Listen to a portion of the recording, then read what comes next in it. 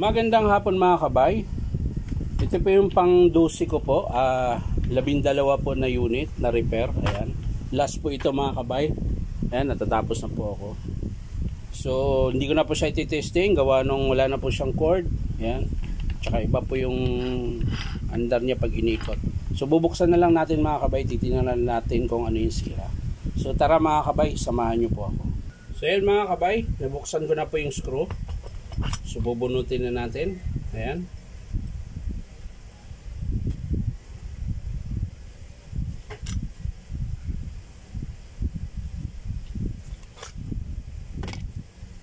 Parang kailangan nating i-testing ito mga kabay.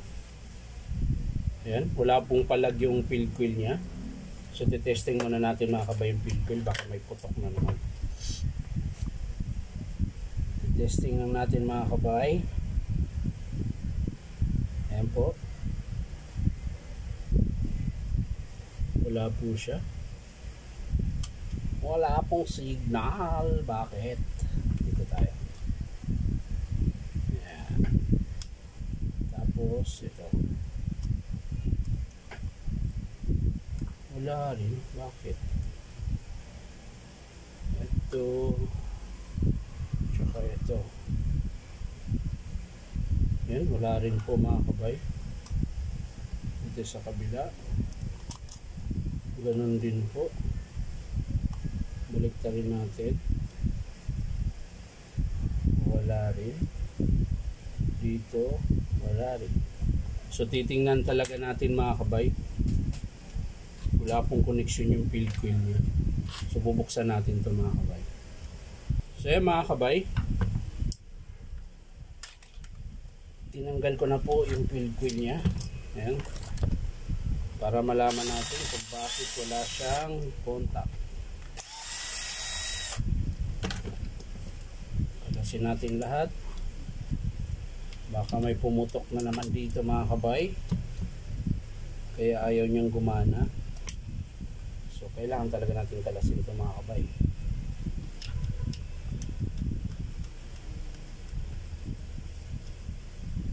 Pero subukan natin kayasin.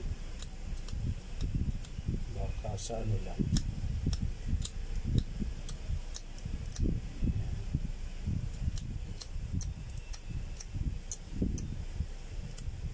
Ulit natin. Baka kayas lang ang kulang mga kabay. Ayan. Tapos ito.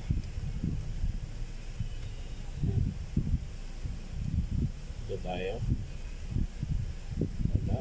Ito.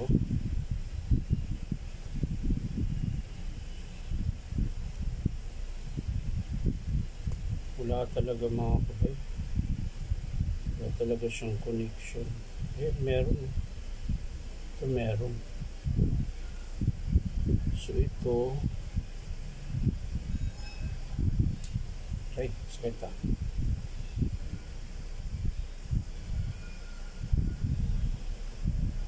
Nagkakaroon siya.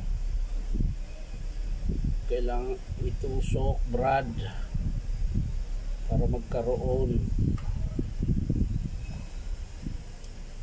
Ito rin mo. Yan. Tapos dito.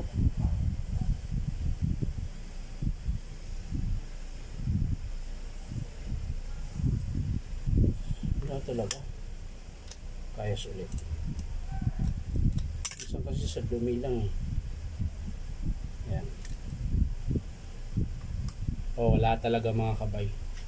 So bubuksan ko talaga to. Ayan mga kabay. Putol po yung kabila niya. Ayan. Kaya ayaw gumana. So susubukan nating dukutin mga kabay kung kaya pa. Pero kung hindi ko na talaga siya ma-idudugtong. Tingnan natin mga kabay. So ayan mga kabay, hindi ko na siya kayang idugtong. Gawa nung ito po yung pinakaunang rewind. Bali na sa ilalim po siya. Hindi ko siya maikot. Hindi katulad nitong isa mga kabay. Pwede ko pa siyang iikot dito. Ayan. Yan. Yan. Hanggang dito po siya. Kaya kung maputol ito mga kabay, pwede ko pa siyang idugtong. Yun nga lang, yung partner nito, ito, wala na po, nandito po siya sa gitna. Ayan o.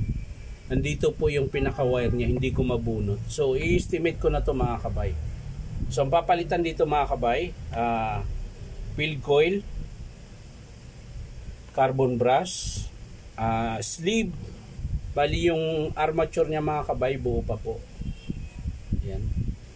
So, wala naman ako nakita mga kabay na sira. Ayan. So, hindi ko na i-testing. Ayan, wala naman po. So, yan lang po mga kabay. Field coil, carbon brush, tsaka sleeve bearing. Yung bearing niya mga kabay, okay pa po. Pati sa harap. Yung 608, ayan, wala pa pong palag. Gear niya, okay pa rin. So, yan lang po mga kabay. Field coil lang talaga, tsaka carbon brush, tsaka sleeve. So, yan lang mga kabay. Maraming salamat sa panunood at palike and share na rin po. Bye-bye!